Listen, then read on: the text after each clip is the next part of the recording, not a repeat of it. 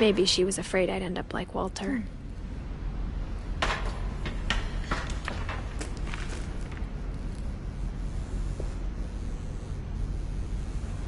But if she never told me about an uncle under the house...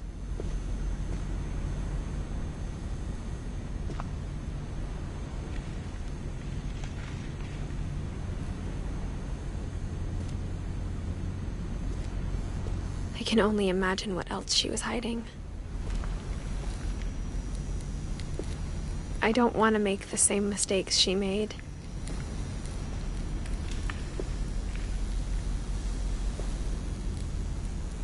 Trying to bury something that's still alive.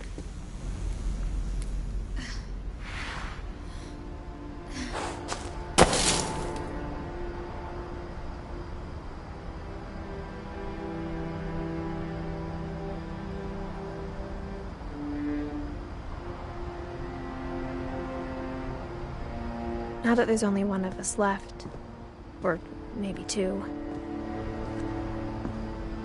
I thought it was time I heard the stories for myself and found out what happened to everyone else.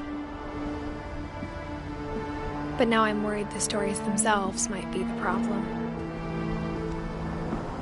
Maybe we believed so much in a family curse, we made it real.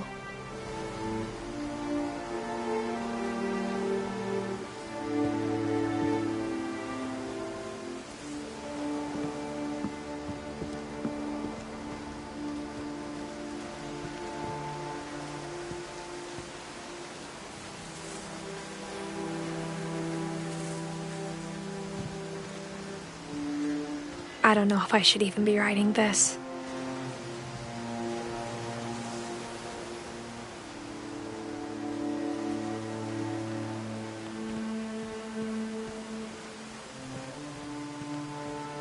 Maybe it'd be better if all this just died with me.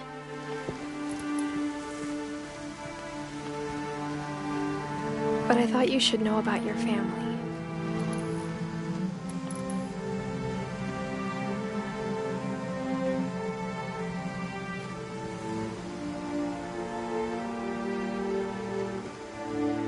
And the history you're a part of.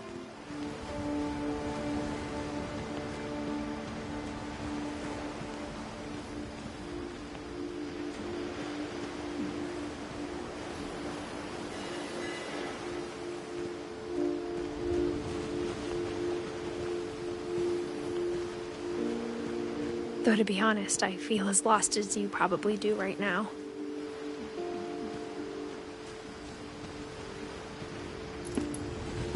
I think the people in these stories believed them, for what that's worth.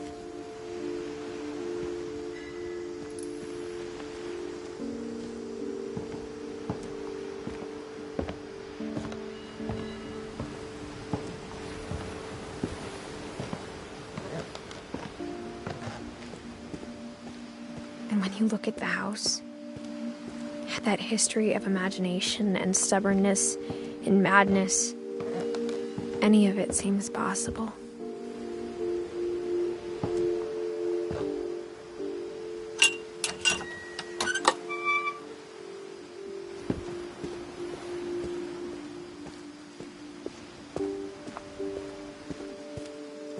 I think we've been surrounded by death for so long, we've just gotten used to it. What kind of family finishes building a cemetery before starting the house?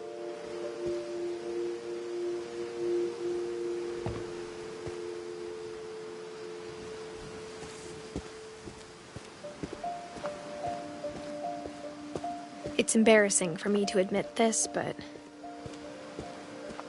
the pet cemetery made me more uncomfortable than the human one.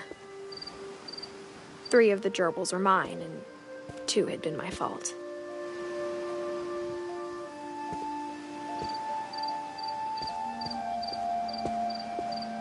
Sven built the house, but it was Edie who designed the cemetery.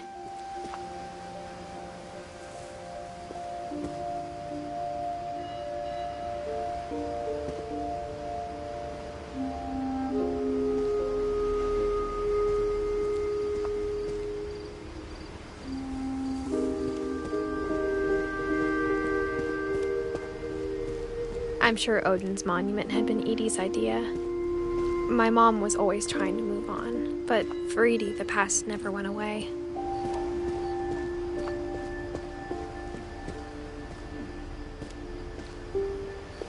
She could see it poking out of the water at low tide.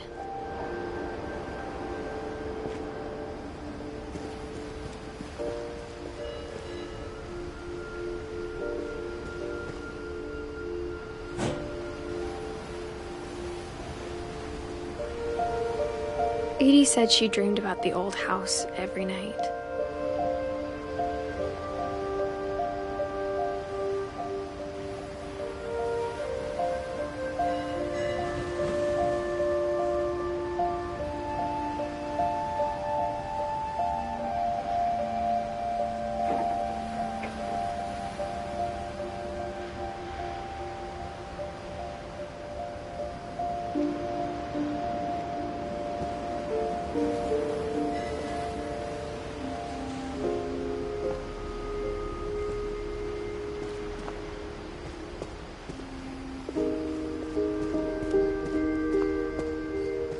Edie's side was always easier for me to understand. But the older I get, the more I can see where my mom was coming from. Her dad had been pretty strict, but it wasn't enough to save her brothers. She was just trying to do better.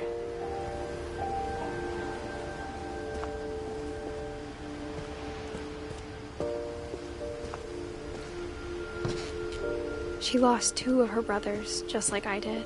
I get why she tried so hard to protect us.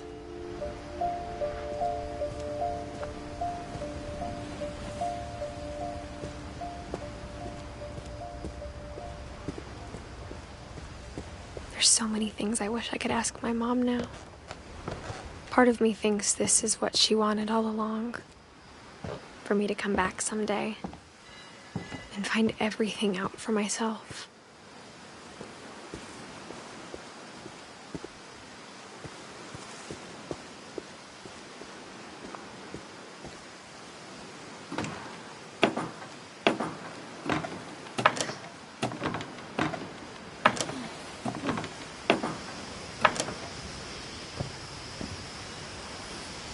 But looking back on it now,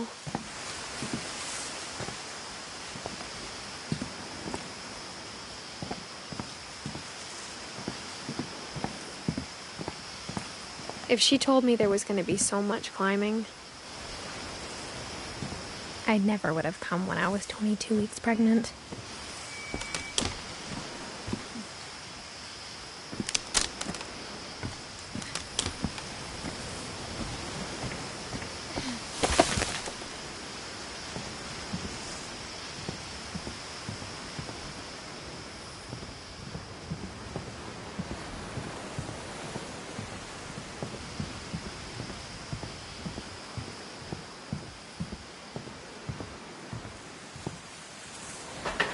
I never met Grandpa Sam, but I think he and my mom had a lot in common.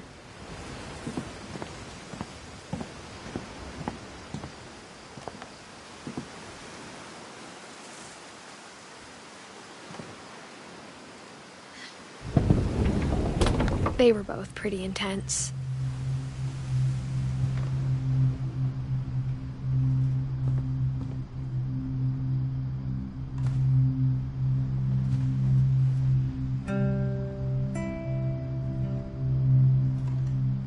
Sam spent his life shooting photos, but Mom said he got nervous being in front of the camera. I guess we're all afraid of something.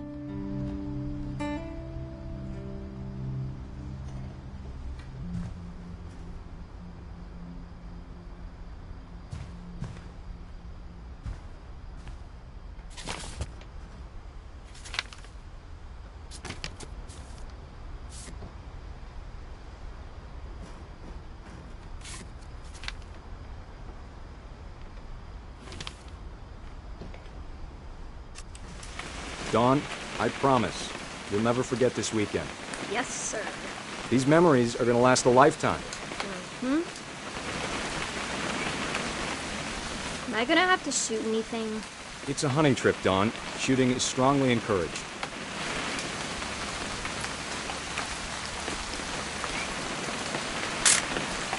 Shouldn't we be leaving? Just want to get a shot of you, Dawn, then we can take off. What?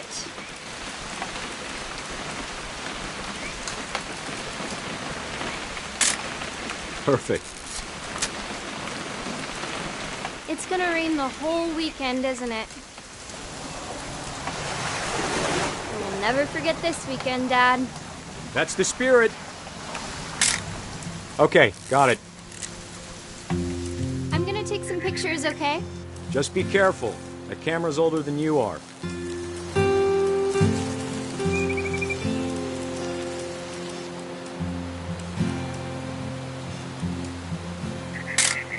You're right, Dad. It's starting to clear up. Still freezing, though.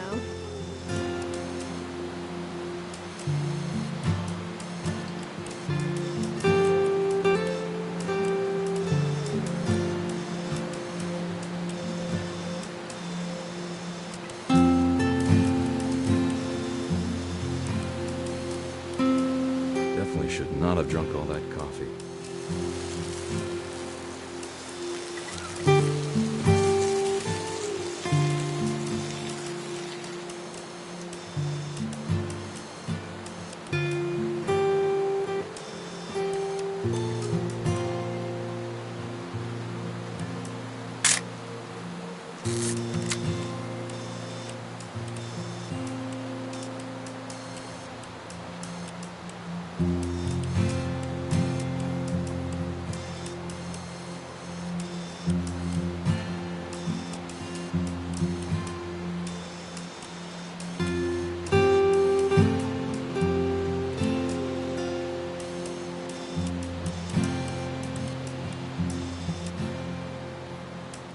Nothing quite like being outside.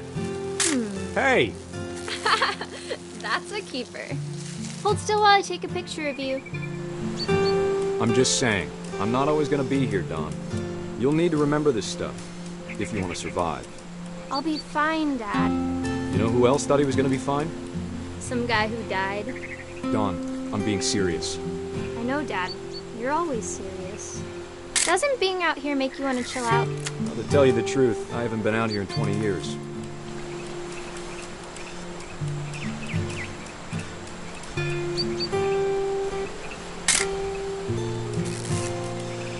Last time I was with my brother Calvin. Man, that was a great trip. Your grandpa Sven taught us how to fish, how to build a fire. We found an old logging trail. There were deer everywhere. I bet if I could remember where that trail was, we'd spot a buck for you in no time. Give me a minute to check the map. Dawn, don't you think you could find something more interesting to photograph?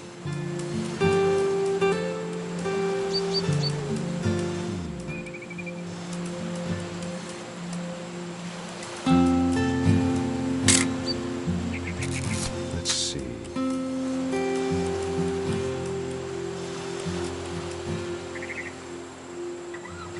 Maybe.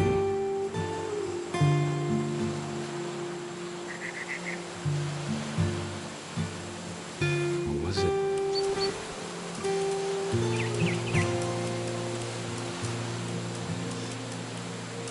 It could have been.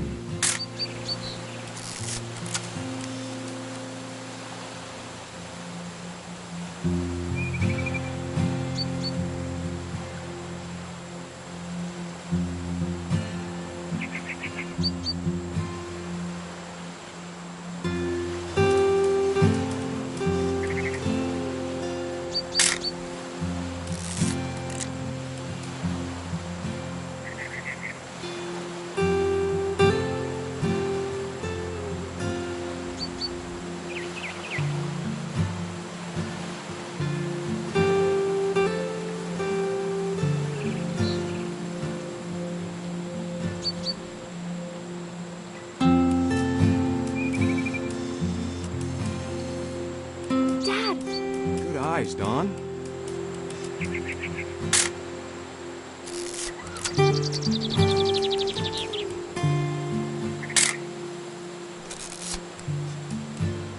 Before you take the shot, let me get a picture of you.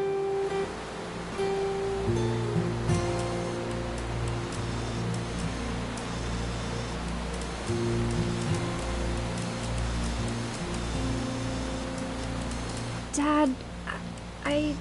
Just breathe. Turn off your imagination. Focus on your target. Let me get behind you. Do I have to do this? Dawn, you don't have to do anything. But if you want to survive, you'll need to be strong.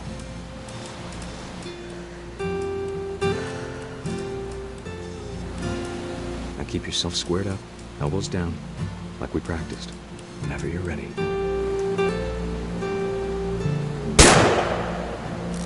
Great shot, Dawn!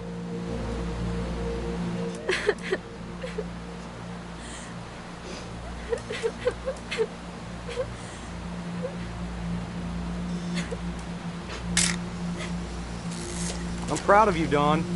Always remember that, okay?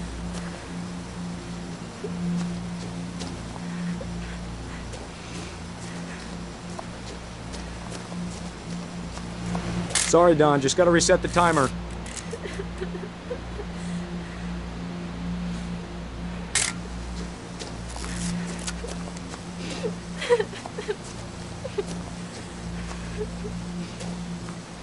Dad, it's twitching.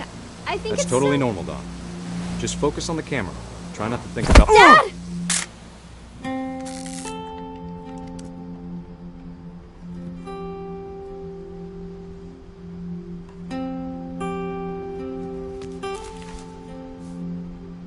Of all these stories, that's the one I wish most that my mom had told me.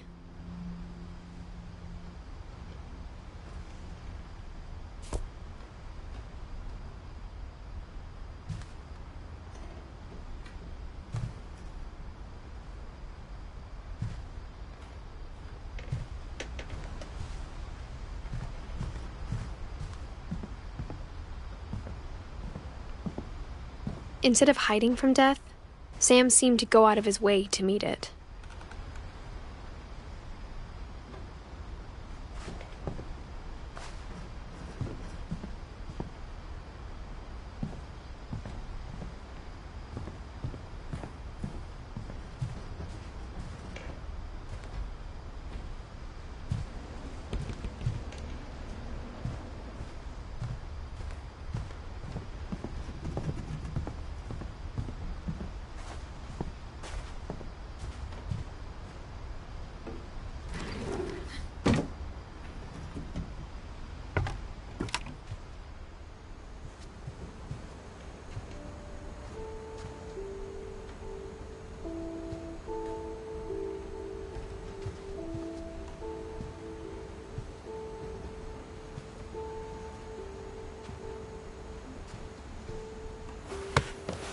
After Sam died, my mom and Edie got really close. They'd both lost a lot.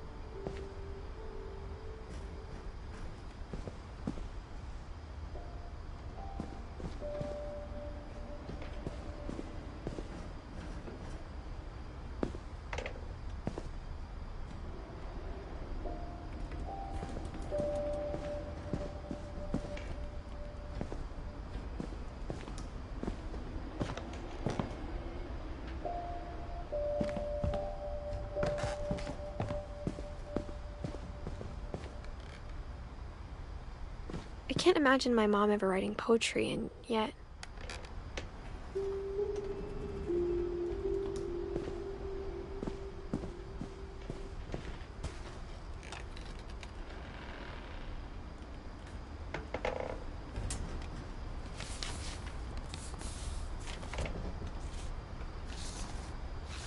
Dear Kay, do you remember the way Gregory used to laugh when he thought he was alone? Like something funny was happening, but only he could see it.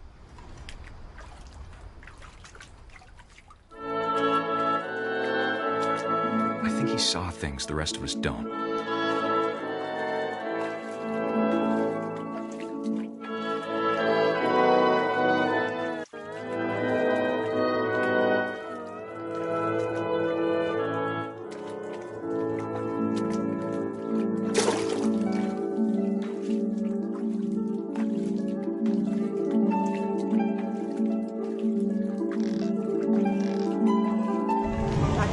Gregory, it's time to...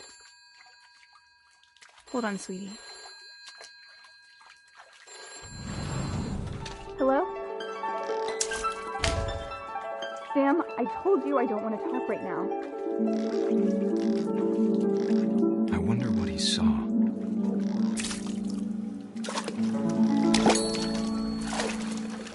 What his world was like.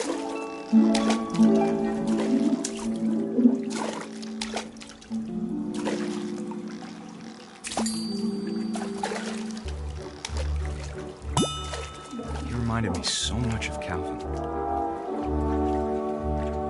Lost in his imagination. Whatever it was he saw.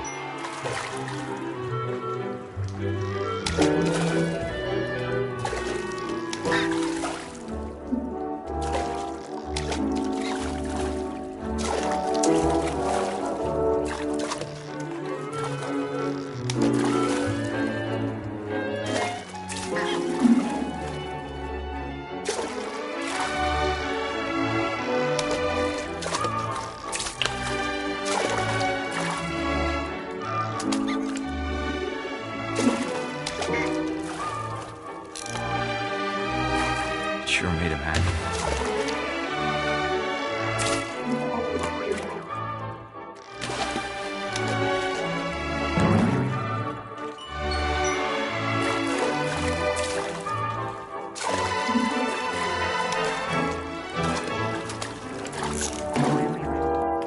I know how silly it sounds.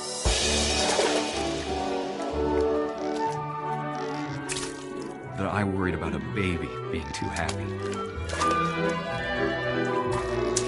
But I could feel him slipping away. Sorry about that, Gregory. I know you did everything you could. Maybe if I hadn't called that night. Damn it. Hold on, I don't want Gregory to hear this.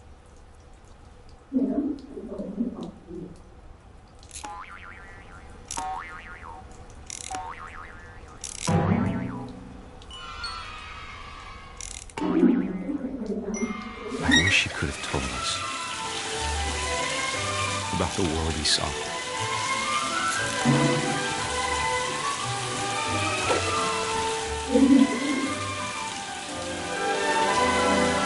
There's so much I don't understand about Gregory, about everything.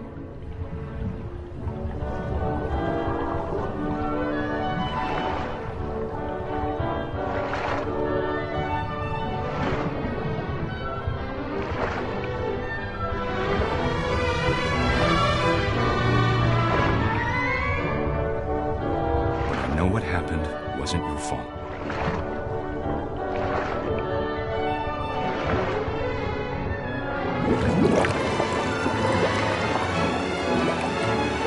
I'm sure he's happy. And he'd want you to be happy too. Good luck, Kay. Love, Sam.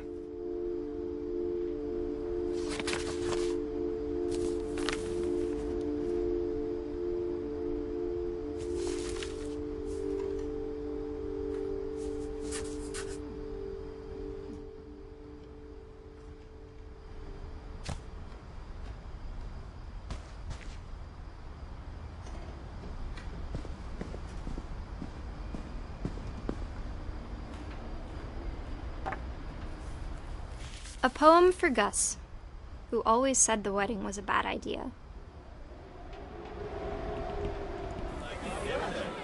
Our father never hit us kids, at least not very hard, before the day my brother said with teenage disregard that he'd be dead before he'd see a wedding in our yard.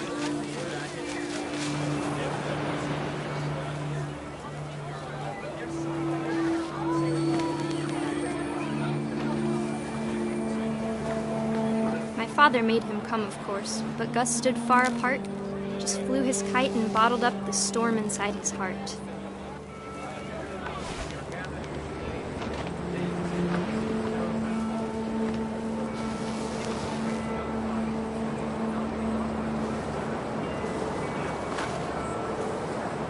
I tried to talk him out of it, but though he'd never met her, "We don't need a stepmom," were the words that I now pronounce you husband and wife. You may kiss the bride.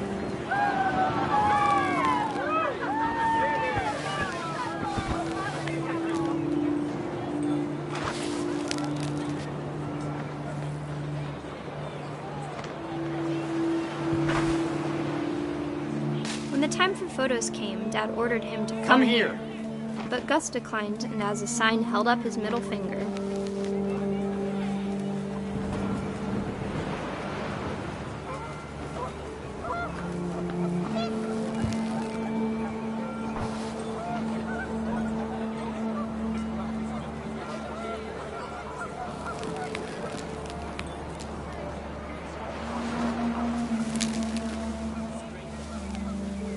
The wind picked up, and panicked geese appeared and quickly went.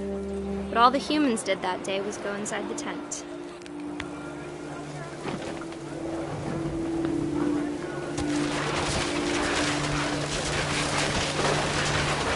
The rain came down in buckets then, but no one seemed afraid that nature might destroy the tent our dad had crudely made.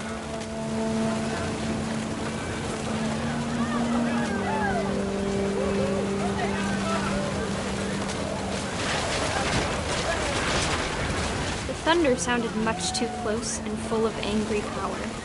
But all my father said to this was, "Make the music louder."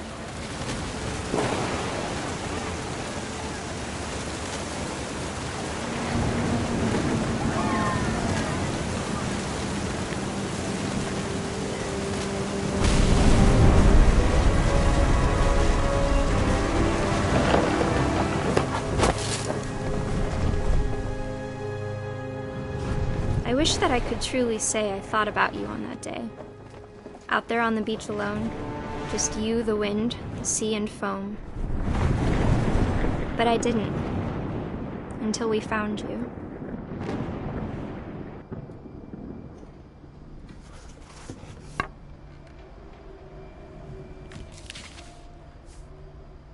She never talked about him, but Mom told me once if I was a boy, they were going to name me Gus.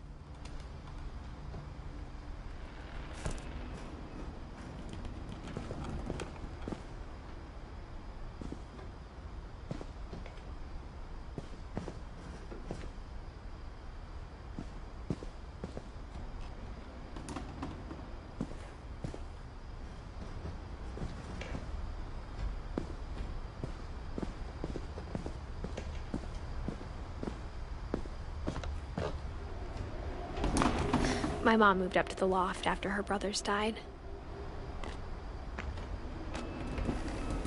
At the time, it was as far away as she could get.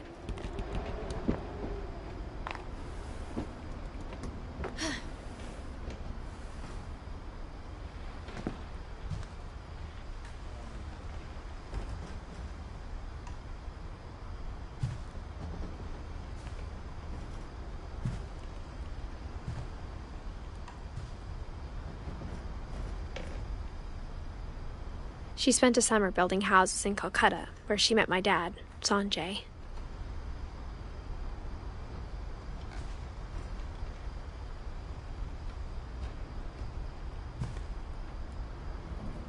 My mom moved to India a week after graduation and got a job teaching English.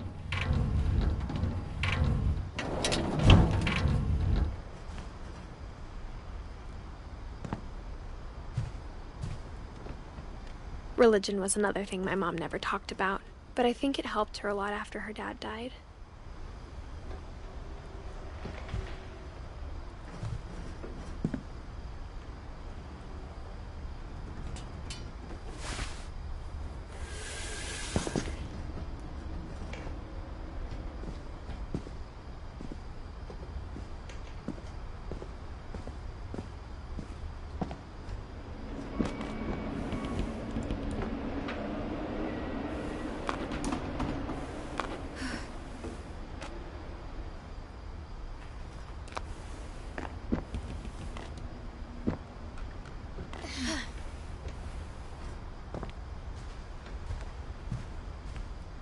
Lewis was born a year later.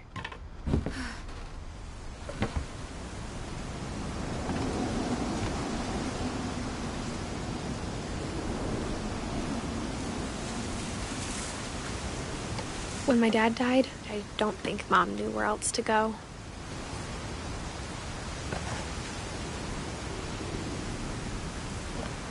I'm sure Edie was happy to have her back. And to see kids in the house again.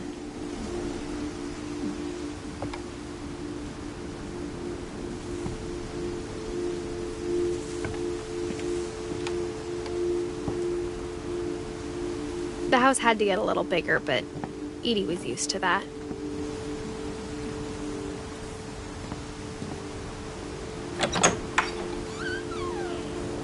And for a while, things were good. Almost normal, but it didn't last.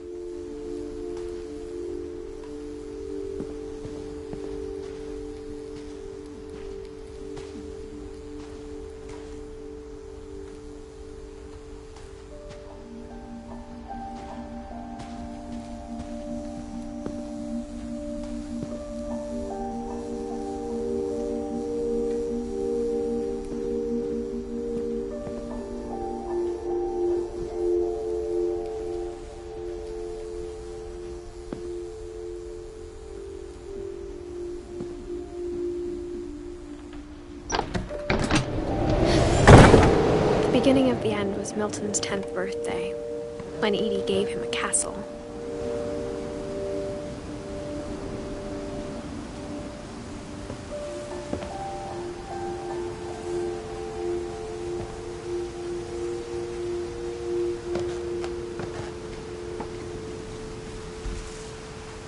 After Milton disappeared, the only thing he left behind was a room full of paintings.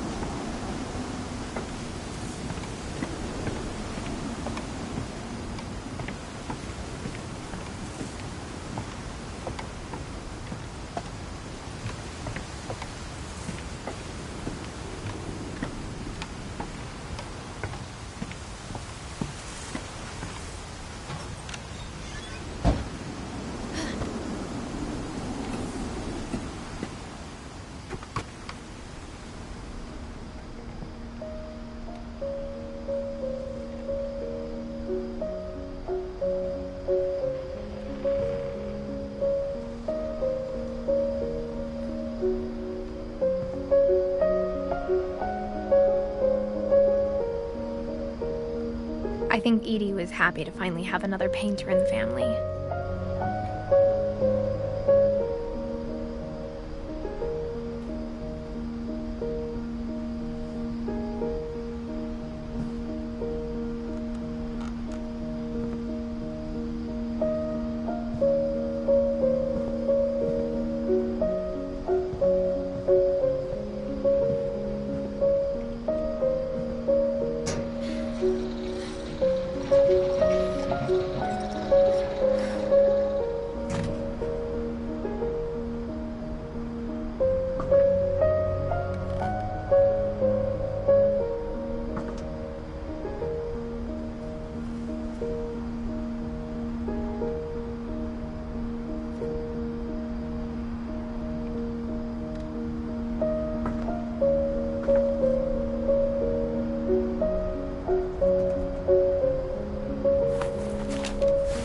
Milton Finch in The Magic Paintbrush.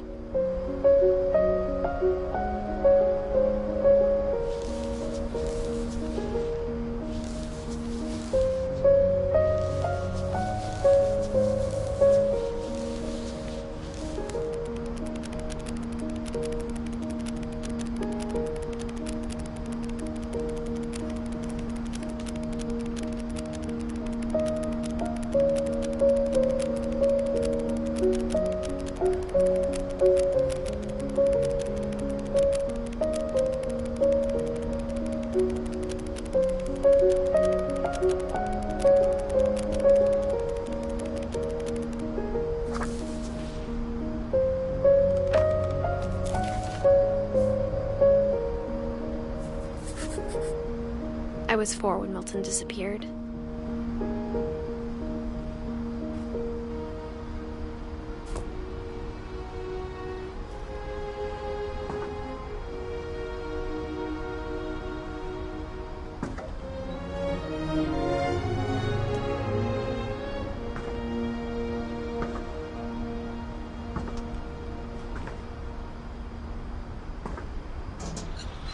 Mom spent months searching for my brother.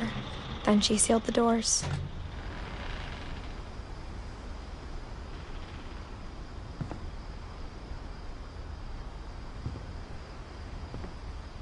Whatever Milton had found in the house, Mom didn't want it getting out.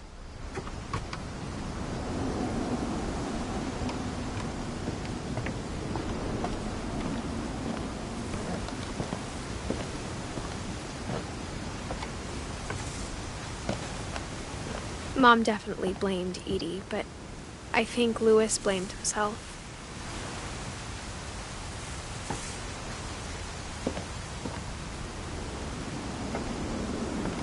After he graduated, he just spent more and more time in his room, until Mom got him a job at the cannery.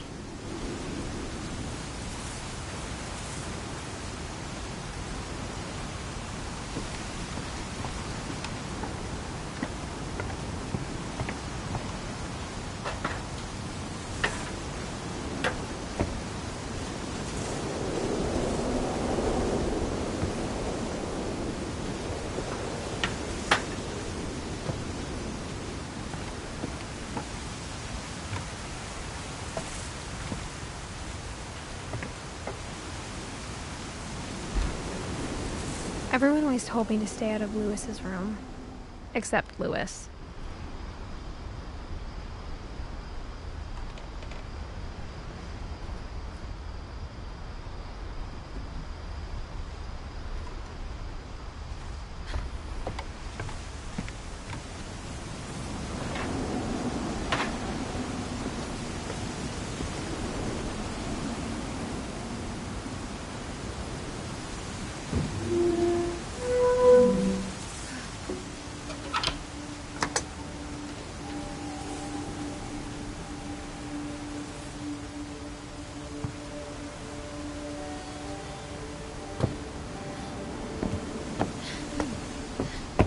Louis's room smelled very, very familiar. That part of him lived on.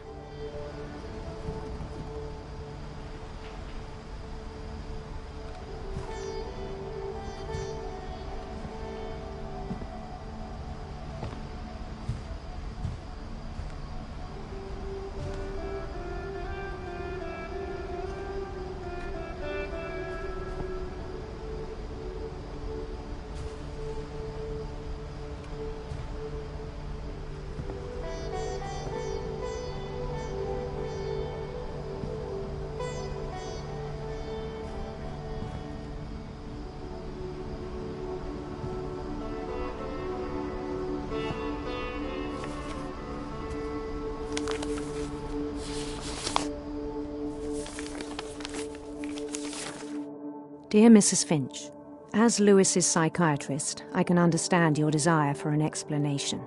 As I see it, the trouble began in January, shortly after we convinced your son to seek treatment for substance abuse. Newly sober, I believe Louis first noticed the monotony of his daily life.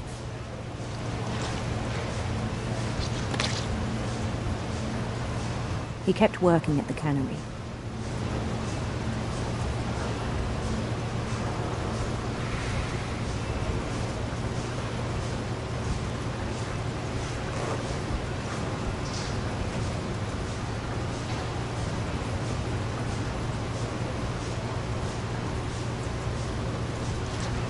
But he withdrew part of himself.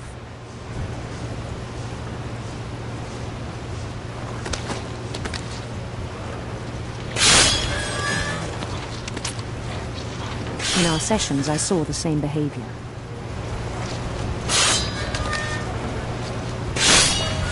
His mind began to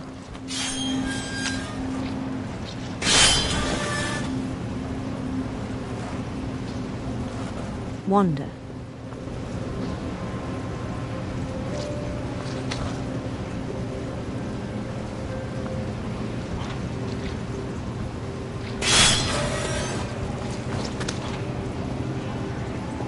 I asked him to describe it.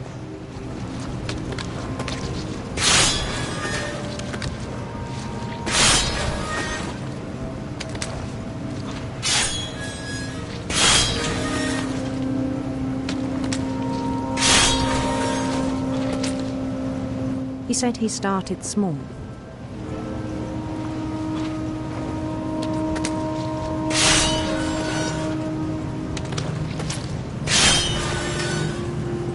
Imagining a labyrinth.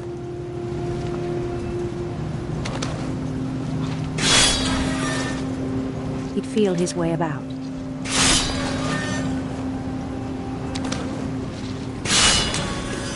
Then something moved. Bats.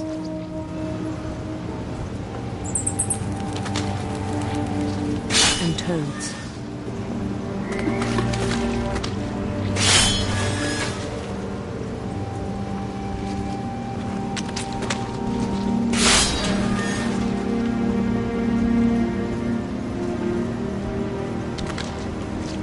And things that have not names.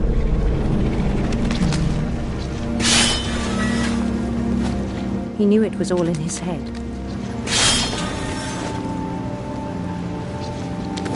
But he took it very seriously.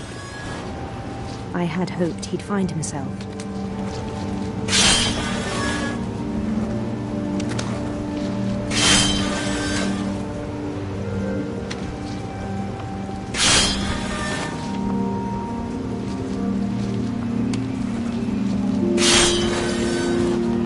But he found something more.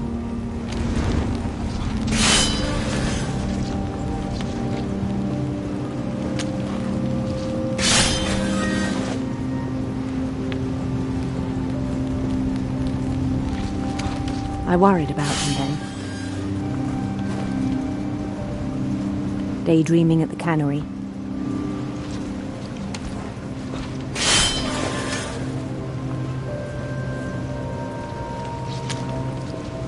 I spoke with his boss. But he said Lewis had become a model employee. Methodical, tireless, focused.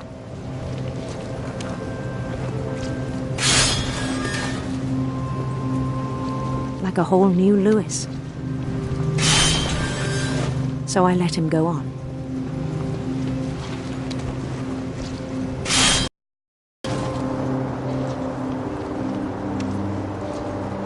I even encouraged him. It seemed very promising at first.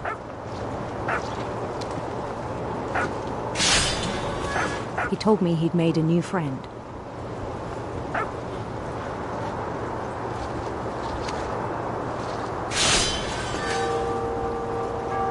On the edge of a city he named Lewis Topia.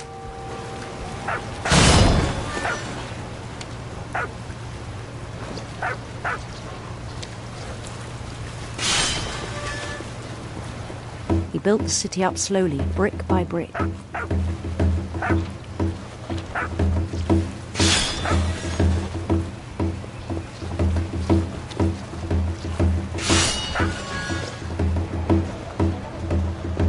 Then he made musicians.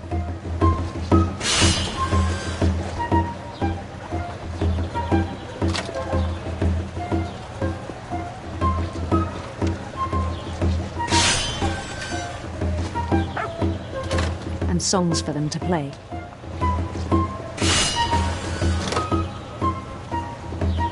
He talked about starting a band.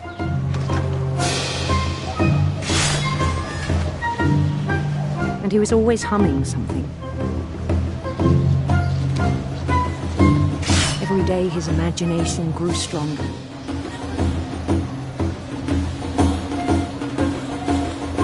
He no longer spoke at the cannery.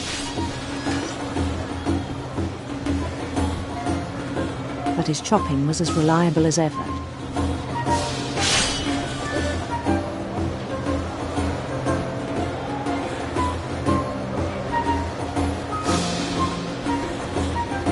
Then one day it struck him that all the cheering crowds, even the stones under his feet, were all in his imagination. so he could do whatever he wished.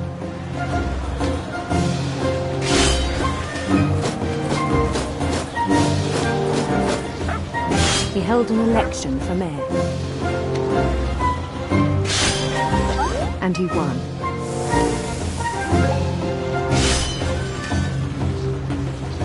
They begged him to stay, but his mind was already wandering. It became a game for him.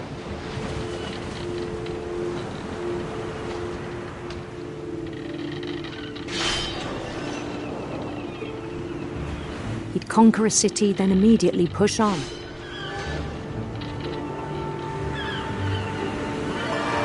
New Louisville.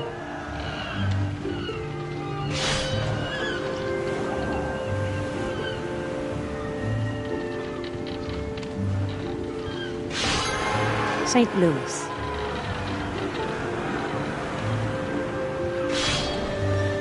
He started drifting away from our reality.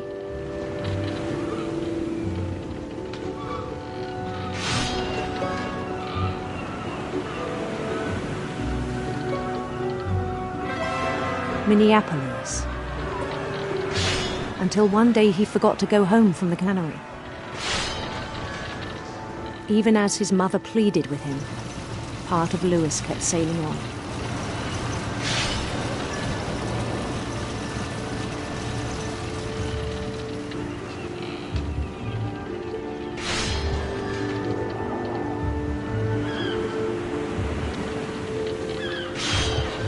In Louisburg, he heard rumors of a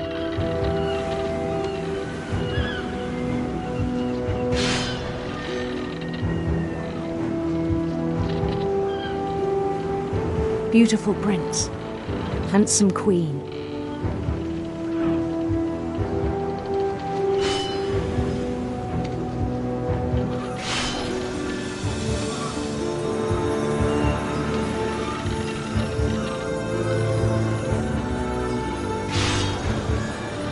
The queen was on her own quest for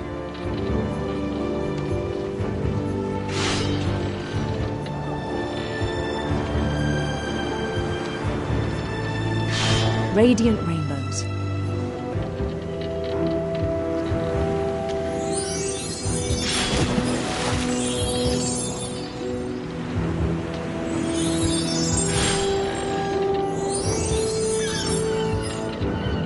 He followed the sound of her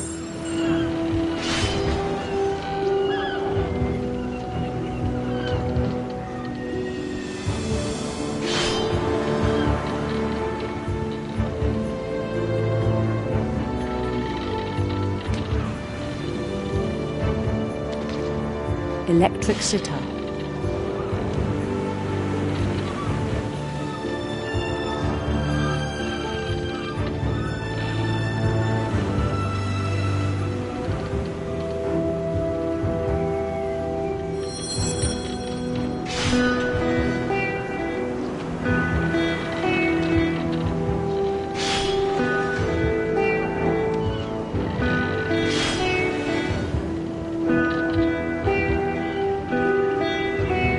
His chase led him to a golden palace east of the sun and west of the moon.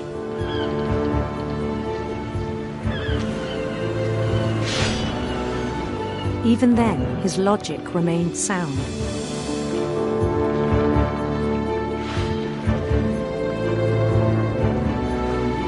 He knew the world was all in his imagination.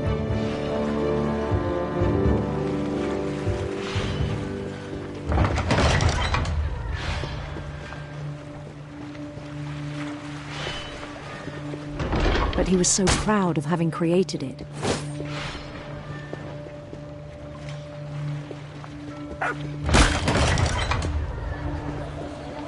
In his own eyes, he'd become something greater than a king.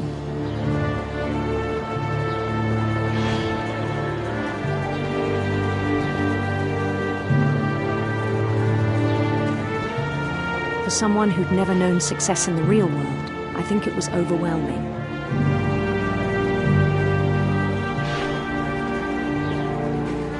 And then it struck him that the real Louis was not the one chopping salmon, but the one climbing the steps of a golden palace.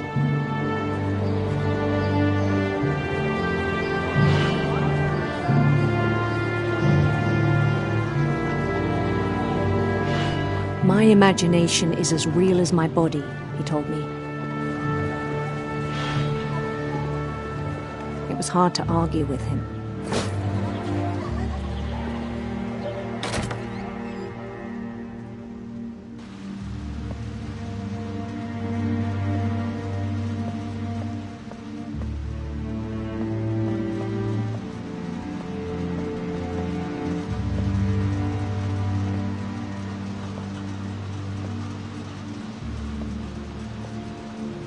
Began to forget the world we know.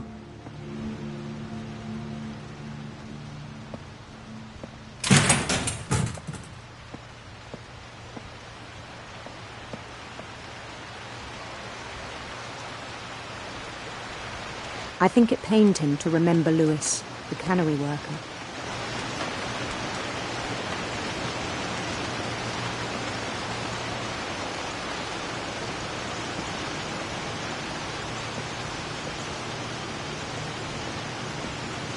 He began to despise the man with a royal contempt.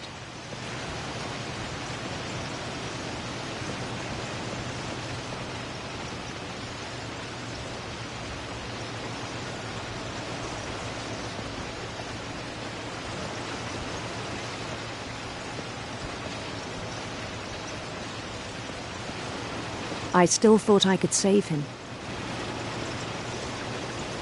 Even after he said he was being crowned king over all the lands of wonder. The palace would be packed with his companions.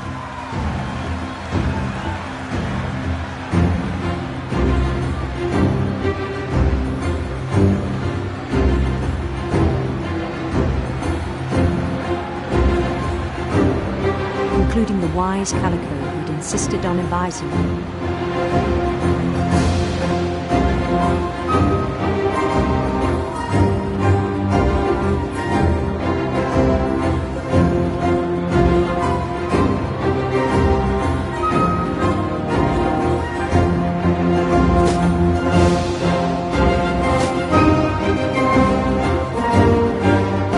His queen waited, holding his crown.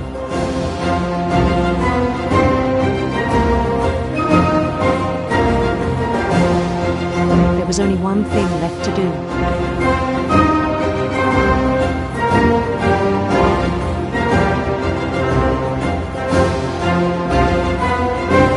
Bend down his head.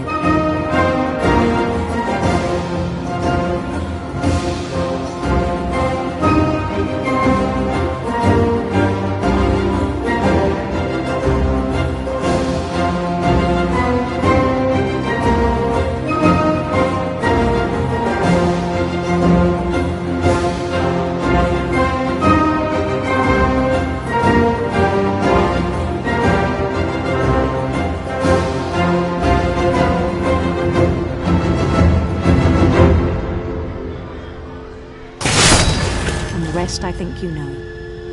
Mrs. Finch, your son was a kind man who will be missed by all of us who knew him.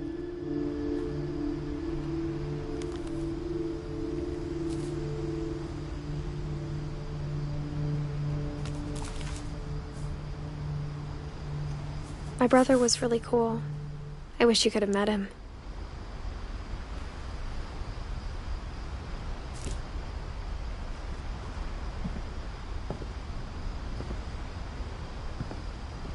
Lewis and I spent a lot of time playing games together, but he was surprisingly bad at them. He died a lot.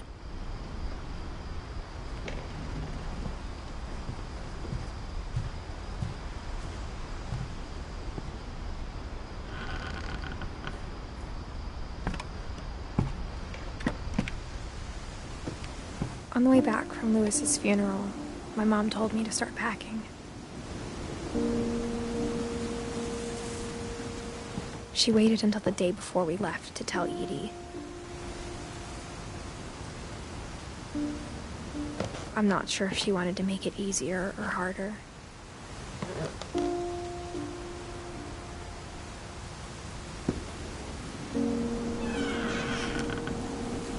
I wish we'd stayed.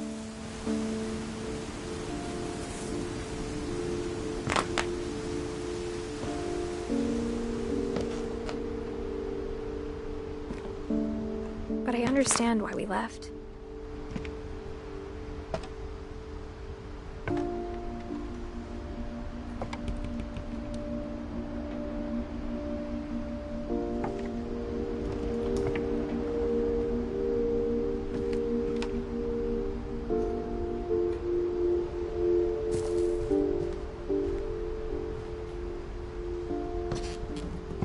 My mom ended up leaving everything behind.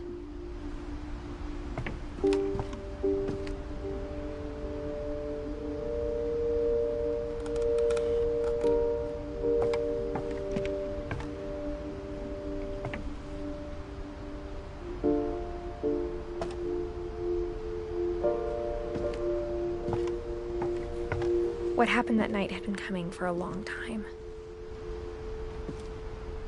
Maybe it should have come sooner.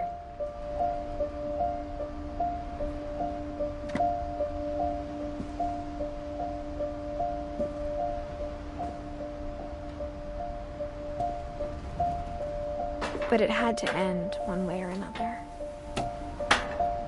All that's left now is to tell you about that last night.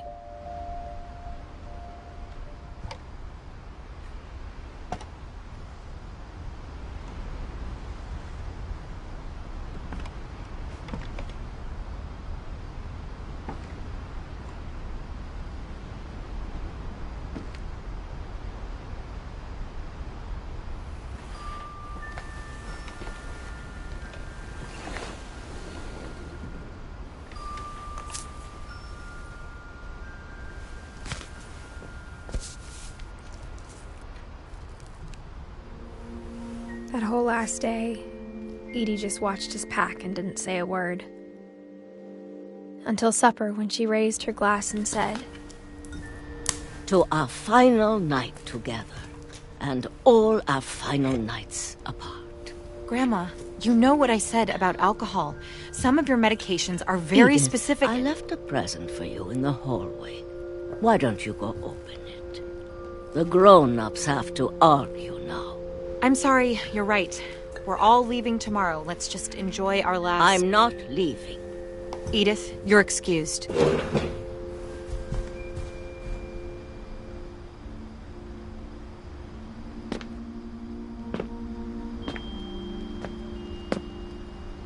The power had been shut off that morning, but Edie always had plenty of candles.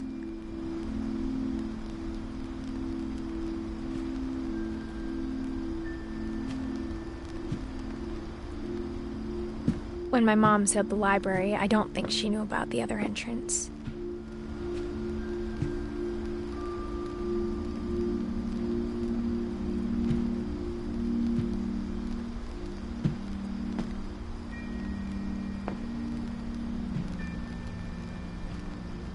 Or that Edie had a key to it.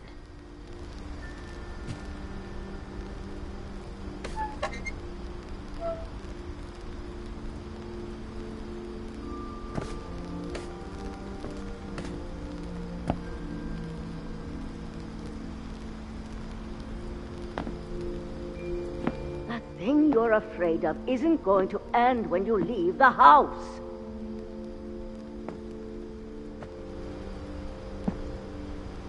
Edith has a right to know these stories. My children are dead because of your stories!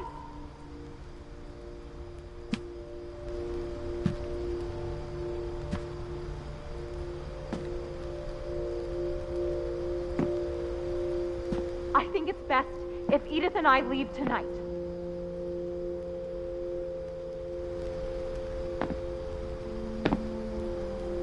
We'll have the nursing home send a van for you in the morning, okay?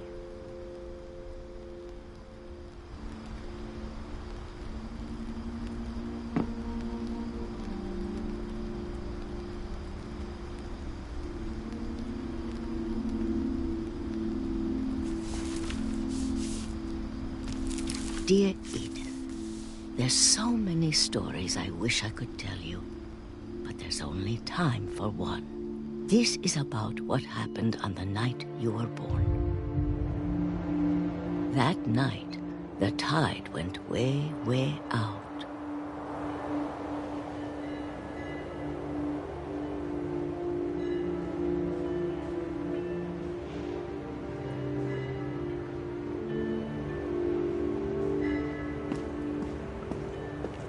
It was the first and last time I ever saw the old house aground.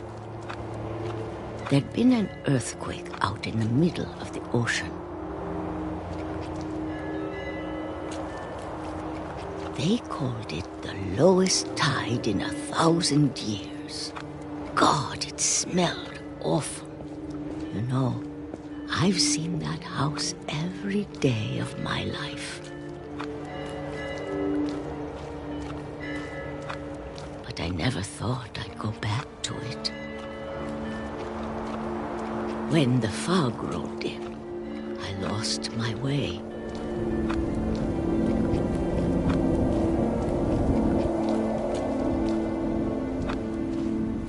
I got turned around.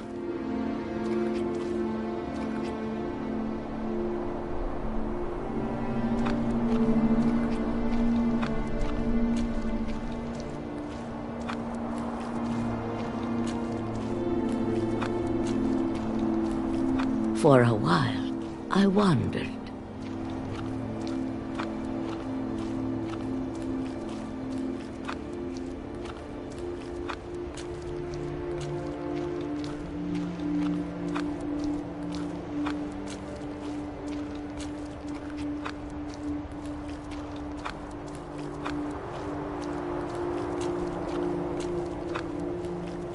I started seeing things.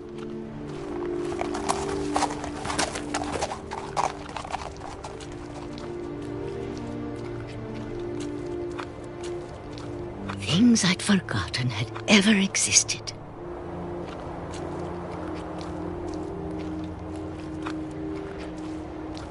But when I saw them, they felt like old friends.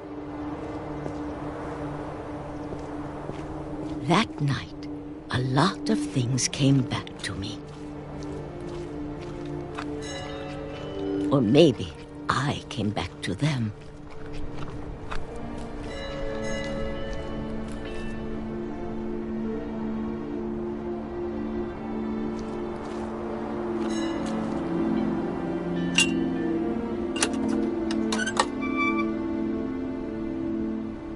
Things I can't explain, but that I need you to try and... Edith, what are you doing in here?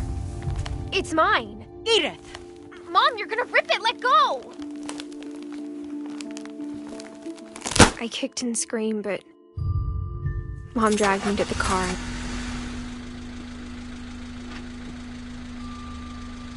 I never saw Great-Grandma Edie again. The next morning, the van came to pick her up, but she was already gone. After that, we moved around a lot.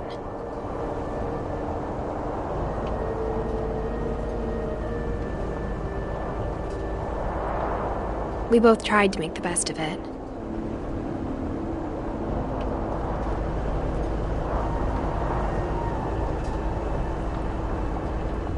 A few years went by.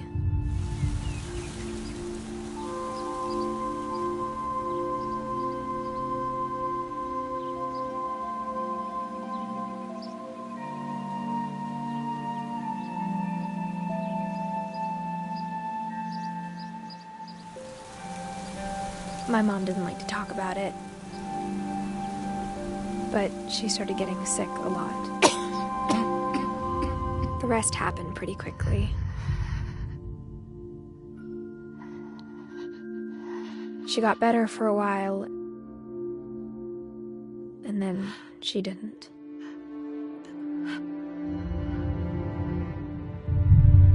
And then I was alone.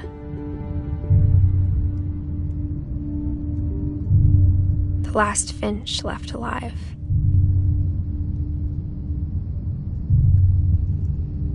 Until I found out about you. I'm still not sure what to tell you about all this. If we lived forever, maybe we'd have time to understand things. But as it is, I think the best we can do is try to open our eyes. And appreciate how strange and brief all of this is. This journal was supposed to be for you.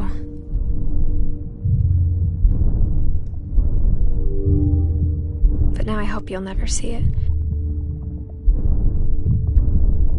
I just want to meet you. And tell you all these stories myself. But I guess if you're reading this now, things didn't work out that way.